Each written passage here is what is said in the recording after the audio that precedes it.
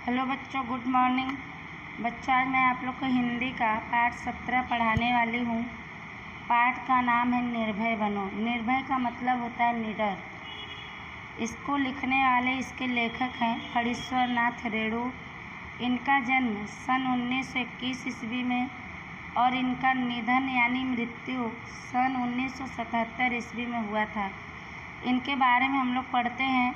प्रसिद्ध आंचलिक कथाकार रेणु का जन्म बिहार में वर्तमान अररिया जिले के औराही हिंगना गांव में हुआ था।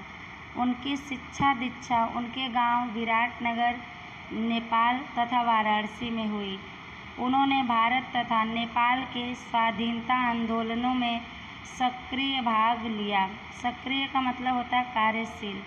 कारावास भोगा यानी जेल गए। कुछ समय तक उन्होंने आकाशवाणी पटना में कार्य किया।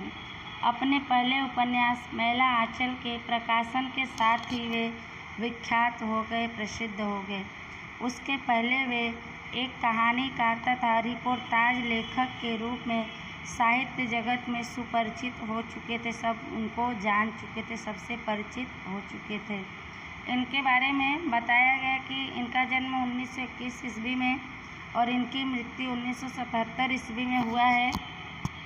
ये प्रसिद्ध प्रख्यात प्रांतीय कलाकार थे और इनका जन्म बिहार में वर्तमान अररिया जिले के औराही हिंगना गांव में हुआ था।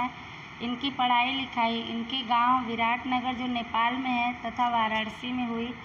इन्होंने भारत तथा नेपाल के स्वाधीनता यानी स्वतंत्रता के आंदोलन में सक्रिय होकर भाग लिया। उसके लिए इनको जेल भी जाना पड़ा।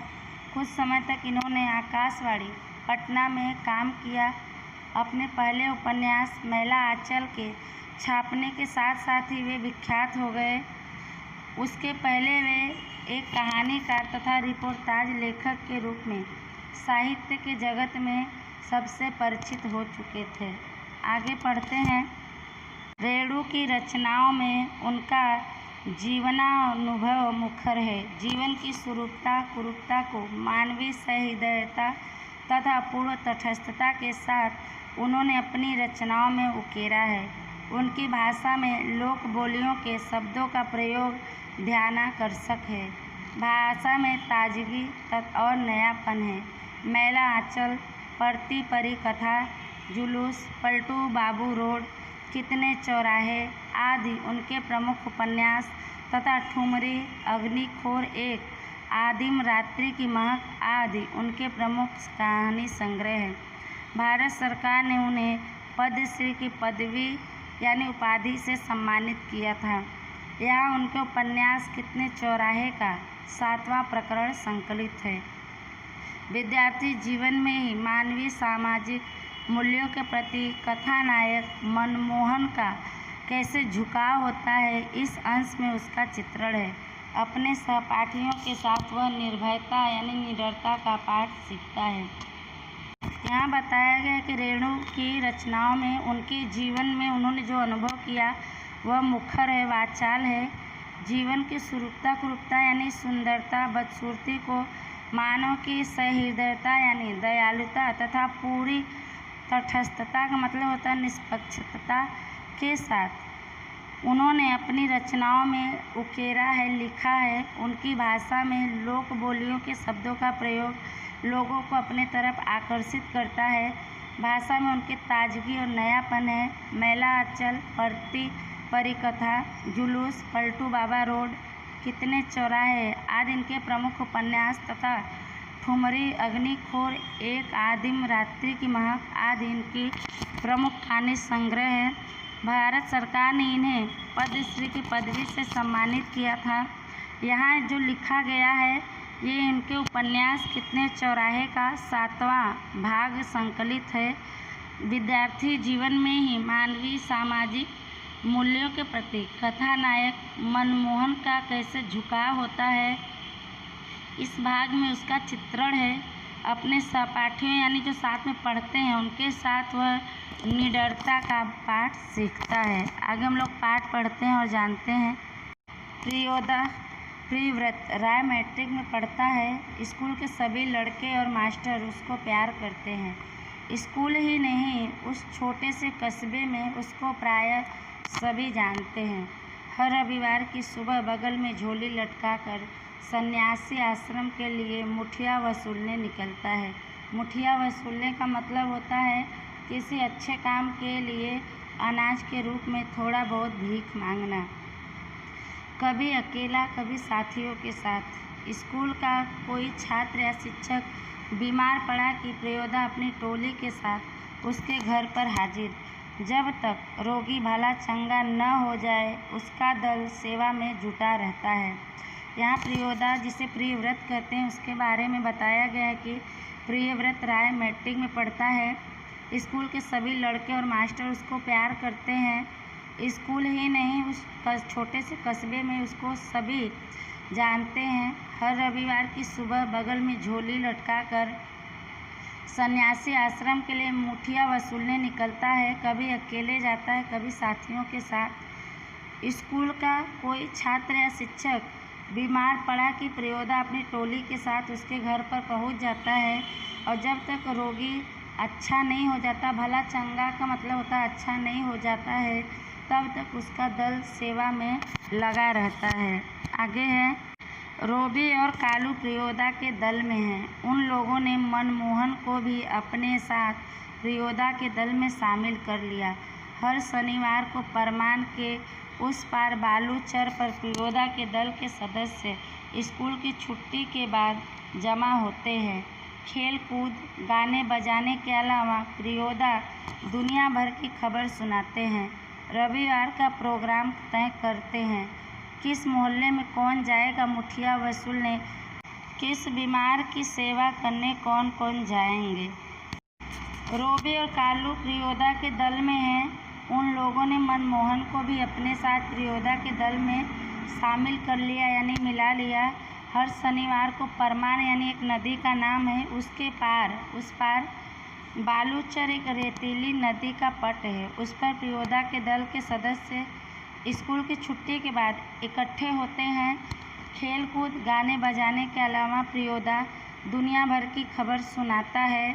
रविवार का प्रोग्राम यानी आयोजन निश्चित करता है, किस मोहल्ले में कौन जाएगा मुठिया वसूलने यानी भीख मांगने, किस बीमार की सेवा करने कौन कौन जाएगा, यह सब तय करता है। आगे, उस दिन मनमोहन का परिचय देते हुए कालू ने कहा था, प्रियोदा, यह मोना मनमोहन खूब तेज लड़का है, क्लब का सदस्य होना चाहता है।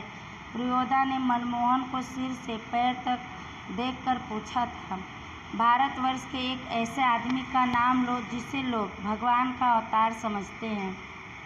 महात्मा गांधी। ठीक है, तुम पढ़ लिख कर क्या बनना चाहते हो? प्रियोदा का दूसरा सवाल। मनमोहन चुप रहा, फिर बोला, वकील। मनमोहन का परिचय देते हुए कालू कहता है कि प्रियोदा, यह मोना यानी मनमोहन है, खूब तेज लड़का है, क्लब का सदस्य होना चाहता है। कालू की बात सुनकर प्रियोदा ने मनमोहन को सिर से पैर यानी ऊपर से नीचे तक देखकर पूछते हैं कि भारतवर्ष के एक ऐसे आदमी का नाम बताओ जिन्हें भगवान का अवतार समझा जाता है। तो मनमोहन ने बताया, महात्मा गांधी।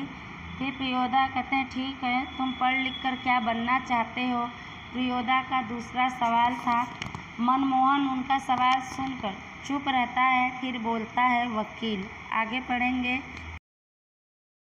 सभी ठठाक कर हंसे, लेकिन प्रियोदा गंभीर ही रहे। बोले, ठीक है, बीमार लोगों की सेवा करना जानते हो, सीख लेंगे, शाबाश। यदि रोगी हैजा से पीड़ित हो। मनमोहन चुप रहा, क्योंकि हैजा के नाम से ही उसे डर लगने लगता है। गाना जानते हो? जी। तैरना? जी नहीं। प्रियोदा ने सूर्य नारायण नामक सदस्य से कहा, सूरज मोना तैरना नहीं जानता, सीख जाएगा, एक दिन उठाकर पानी में फेंक दूंगा, खुद तैरने लगेगा। यहाँ पे कह रहे हैं कि मनमोहन जब बताता है कि वह पढ़ लिख कर वकील बनना चाहता है, तो सभी ठठाकर बहुत तेज तेज हंसने लगते हैं उसकी बातें सुनकर। लेकिन प्रियोदा गंभीर रहते हैं, वो कुछ बोलते नहीं हैं। कहते हैं, ठीक है, बीमार लोगों की सेवा करना जानते हो? मनमोहन से पूछते हैं। तो मनमोहन जवाब देता है कि सीख लेंगे। उसकी बातें सुनकर प्रियोदा कहते हैं शाबाश। यदि रोगी हैजा से पीड़ित हो यानी कि वो उसे हैजा हुआ हो तो मोहन उनकी बातें सुनकर चुप रहता है, क्योंकि उसे हैजा के नाम से ही डर लगने लगता है। मनमोहन से प्रियोदा पूछते हैं कि गाना जानते हो? कहता है जी। पूछते हैं तैरना? बताता है कि जी नहीं। प्रियोदा फिर सूर्य नारायण नामक एक सदस्य से कहते हैं कि सूरज, मोना तैरना नहीं जानता है। तो सूरज कहता है कि सीख जाएगा, एक दिन उठाकर पानी में उसे फेंक दूंगा जब, तो उसे खुद तैरना आ जाएगा, वो तैरने लगेगा। आगे है, सभी हंसे। सूर्य नारायण पढ़ने में कमज़ोर है, लेकिन शरीर उसका मजबूत है। रोज़ 100 दंड बैठक करता है। उसके साथी सूरज पहलवान कहते हैं। उसको दल के सदस्यों को तैरना सिखलाना उसी का काम है। उस दिन सभी ने नए सदस्य मोना यानी मनमोहन से गीत सुनने की इच्छा प्रकट की। मनमोहन पहले लजाया यानी शर्माया, किंतु जब प्रियोदा ने आग्रह किया, विनती किया, तो उसने खखार कर गला साफ किया। कौन गीत गाए वह उसने शुरू किया। राम रहीम ने जुदा करो भाई, दिल को सच्चा रखना जी। यहाँ पे करें कि जब सूरज कहता है कि पानी में फेंक दूंगा मोना को, मनमोहन को, तो खुद तैरने सीख जाएगा। तो उसकी बातें सुनकर सभी हंसने लगते हैं। सूर्य नारायण पढ़ने में कमज़ोर है, लेकिन शरीर उसका मजबूत है। रोज़ वह 100 दंड बैठक करता है, इसीलिए उसके साथी सूरज पहलवान कहते हैं। उसे दल के सदस्यों को तैरना सिखाना उसी का काम है। उस दिन सभी ने नए सदस्य मोना यानी मनमोहन से गीत सुनने की इच्छा प्रकट की। मनमोहन पहले शर्माया, लेकिन प्रियोदा ने जब विनती किया तो गला खखार कर साफ कर लिया। कौन सा गीत गाए वह उसने शुरू किया। राम रहीम ने जुदा करो भाई यानी राम रहीम मुस्लिम हिंदू सब एक हैं, इनको कोई अलग मत करो, सब भाई भाई हैं। दिल को सच्चा रखना जी, दिल को अपने साफ रखो, सब एक ही हैं। आगे, गीत समाप्त होने के बाद प्रियोदा बोले, वाह बहुत मीठा गला है तुम्हारा। कालू तुम प्रभात फेरी वाले दोनों गीत मोना को सिखा दो। सूरज पश्चिम की ओर झुक गया। बालूचर पर लाली उतर आई। परमान की धारा पर डूबते हुए सूरज की अंतिम किरण झिलमिलाई। पखेरू दल बांध कर बांस वन की ओर लौटने लगे। प्रियोदा के दल सभी सदस्य पंक्ति बांध कर लौटे। पुल के पास एक गाड़ीवान तन्मय होकर यानी लीन होकर अपने मस्त होकर गीत गा रहा था। भोला गरीब का दिन कहिया हरब, भोला गरीब का दिन। सूरज ने भी उसी सुर में सुर मिलाकर गाना शुरू किया। एक जे लोटा छल, बेटा छल 3 पनिया। यहाँ पे करें कि जब मनमोहन ने गीत समाप्त किया तो उसके बाद प्रियोदा बोले कि वाह बहुत मीठा गला है तुम्हारा। कालू तुम सुबह का जो प्रभात फेरी यानी सुबह जो घूमते हुए लोग गीत गाते हैं, दोनों गीत मोना को सिखा दो। सूरज पश्चिम की ओर झुक गया था यानी सूर्यास्त होने लगा था। बालूचर यानी रेतीली नदी के पट पर लाली उतर आई थी। परमान यानी नदी की धारा पर डूबते सूरज की अंतिम किरण झिलमिला रही थी। पक्षी अपना दल बांधकर बांस वन की ओर लौटने लगे थे। प्रियोदा के दल के सभी सदस्य लाइन बनाकर लौटे।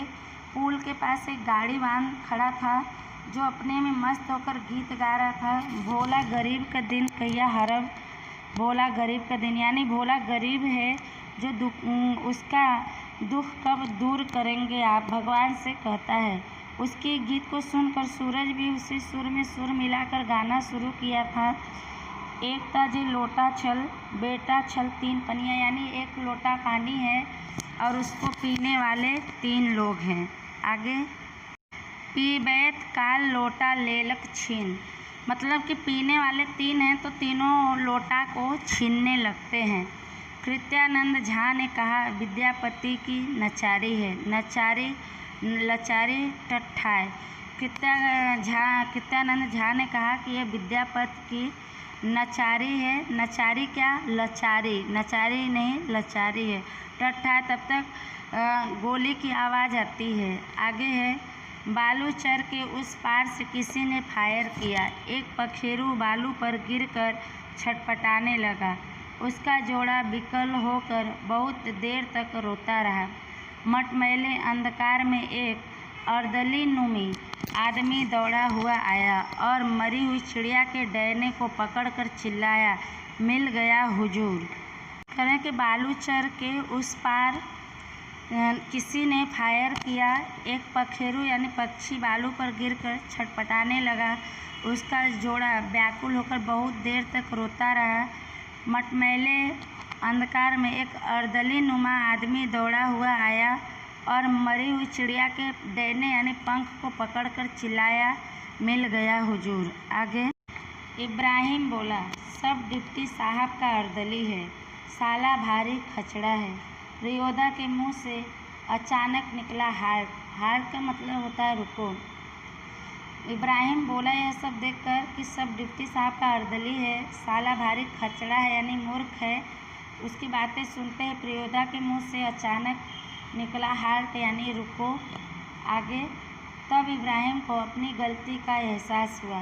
दल का नियम है, कोई सदस्य किसी किस्म यानी प्रकार का अशब्द यानी बुरे शब्द या गाली मुंह से नहीं निकालेगा। इब्राहिम ने तुरंत सिर झुकाकर दल के नायक प्रियोदा और सदस्यों से माफ़ी मांगी। बात यह है कि साले ने, सभी हंसे। प्रियोदा ने गंभीर होकर कहा, इब्राहिम यह तुम्हारी 8वीं गलती है, 10 होते ही हम तुम्हारे साथ नहीं रहेंगे। इब्राहिम जब गाली दिया और प्रियोदा ने उसे रोका, तब इब्राहिम को अपनी गलती का एहसास हुआ कि दल का यह नियम है कि कोई भी सदस्य किसी प्रकार के बुरे शब्द या गाली अपने मुंह से नहीं निकालेगा। इब्राहिम ने तुरंत यह याद करते हुए सिर झुका लिया। दल के नायक प्रियोदा और सदस्यों से माफ़ी मांगी। बात यह है कि साले ने कहकर रुक गया। तब उसकी बातें सुनकर सभी हंसे। प्रियोदा ने गंभीर होकर कहा, इब्राहिम यह तुम्हारी 8वीं गलती है, 10 गलती पूरा होते ही हम तुम्हारे साथ नहीं रहेंगे। आगे, इब्राहिम ने पूछा, लेकिन सरकारी अफसरों को गाली देने में क्या हर्ज है? तुम्हारा मुंह खराब होगा, उनका कुछ भी नहीं बिगड़ेगा। मगर वे जो गाली देते हैं, वे ही क्यों, बहुत लोग गालियां बकते हैं। नहीं प्रियोदा, आप इब्राहिम को नहीं समझा सकिएगा, वह महीन बात देरी से बूझता है। मैं समझा देता हूँ। देखो इब्राहिम, यदि क्लब का मेंबर रहना है तो इसके रूल्स को मानना होगा। नियम है कि कोई सदस्य आपस में बातचीत के सिलसिले में भी कोई खराब शब्द नहीं बोलेगा, जानते हो ना? बस बात खत्म। इब्राहिम प्रियोदा से कहता है कि लेकिन सरकारी अफसरों को गाली देने में क्या हर्ज है, क्या खराबी है? तो प्रियोदा कहते हैं कि तुम्हारा मुंह खराब होगा, उनका कुछ भी नहीं बिगड़ेगा। मगर वो जो गाली देते हैं, इब्राहिम कहता है, वो ही क्या, बहुत लोग गालियां बकते हैं। नहीं प्रियोदा, अब आप इब्राहिम को नहीं समझा सकिएगा। ये वह महीन यानी छोटी बात बहुत देरी से समझता है। मैं समझा देता हूँ। देखो इब्राहिम, यदि क्लब का मेंबर बने रहना है तो सदस्य, मेंबर का मतलब होता है सदस्य, बने रहना है तो इसके रूल्स यानी नियम को मानना होगा। नियम है कि कोई सदस्य आपस में बातचीत के सिलसिले में कोई भी खराब शब्द नहीं बोलेगा, जानते हो ना? बस बात खत्म। आगे है, सहुआइन धर्मशाला के पास आकर सभी ने एक दूसरे से विदाई ली। कालू ने कहा, मोहन तू रास्ते में डरेगा, मैं जानता हूँ, चल मैं पहुँचा दूँ। प्रियोदा ने कहा, मोना डरता है, मैं उसे पहुँचा दूँगा, तू घर जा कालू। रास्ते में प्रियोदा चुप रहे। एक सुनी जगह पर आकर रुक गए। सड़क के दोनों ओर बड़े बड़े पीपल के पेड़, दोनों ओर बहुत दूर तक खंडहर और मैदान। पास के एक उजड़े हुए मकान की ओर इशारा कर प्रियोदा ने कहा, जानते हो इस घर में कभी मुर्दों की चीड़-फाड़ होती थी। पोस्टमार्टम हाउस था। यह इसलिए लोगों को डर है कि आसपास के पेड़ों पर भूत पिशाच खिलखिल करते रहते हैं। मैदान में प्रेतनियाँ नाचती हैं, सांतलियों की तरह झुंड बांधकर क्यों डरने लगे।